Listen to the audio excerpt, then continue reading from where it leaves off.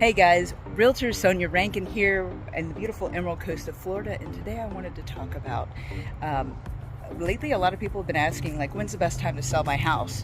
And, you know, we have the running joke of yesterday was the best time to sell your house, but really what we're looking at now is we went from some towns being 14 median days on market, where it's sitting on the market for 14 days before it goes pending or status changes, and now we're looking at 35 days or so in some areas.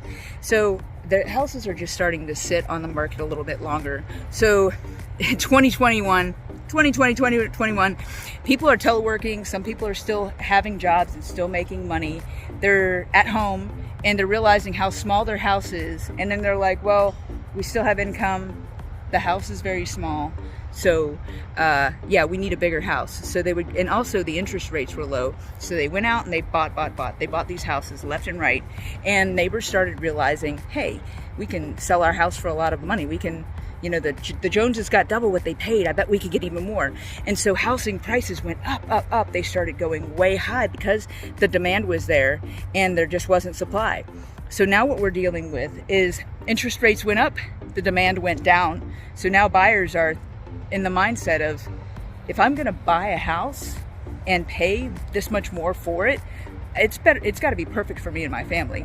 So that's why we're seeing the slowdown from the buyers, and sellers are like, well, oh, wait a minute, I didn't get on the bus right away, I should sell now.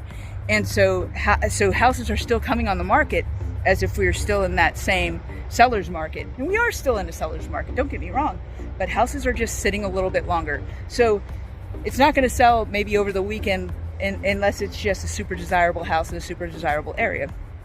But it is going to sit on the market a little bit longer, and the price may come down just a little bit. We're not talking a housing crash, in my opinion.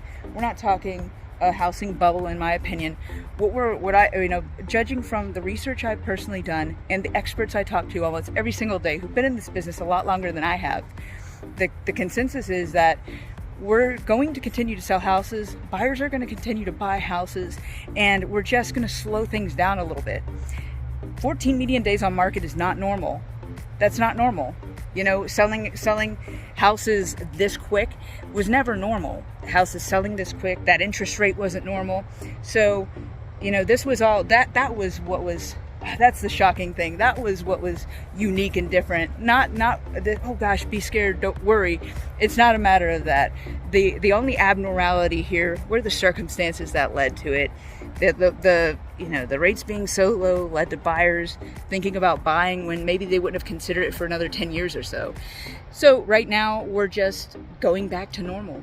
So we're going back to where houses are sitting on the market a little bit longer, prices are a little bit lower. I don't think they're ever going to be as low as they were, but we're leveling off a little bit because, you know, you can't stay going like that forever.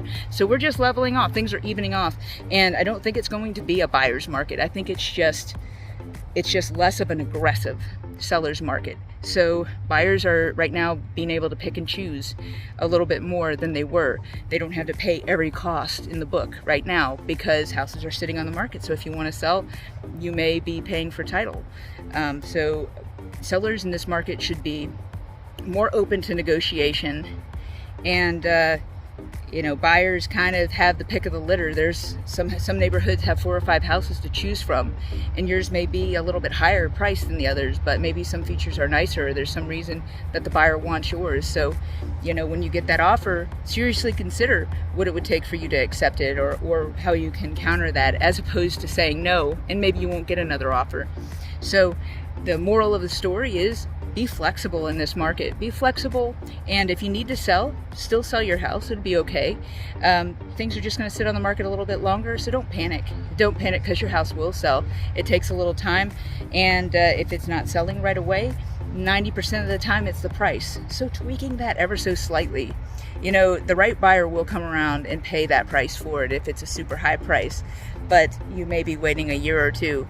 So keep in mind that if you're wanting to sell relatively quickly and you want to get top dollar as much as possible for it, put it on the market and be flexible, be negotiable, and after it sits on the market for a little while, be open to reducing the price. Be open to allowing the market to decide if you want to bump it down, and trust your local real estate agent, because we've been doing this for a long time in most cases. And when we come up with a comparative market analysis, it's based on actual sales and based on real numbers and facts. And it's not just based on some algorithm from an online website. We take the time and we say, hey, in this neighborhood, in this geographic area, how many houses have sold, and what are the numbers? Like, what is the average price that they sold for recently? And that's how we come up with a comparative market analysis to help determine what a good listing price would be. Okay, well, I hope this was helpful. Have a great day.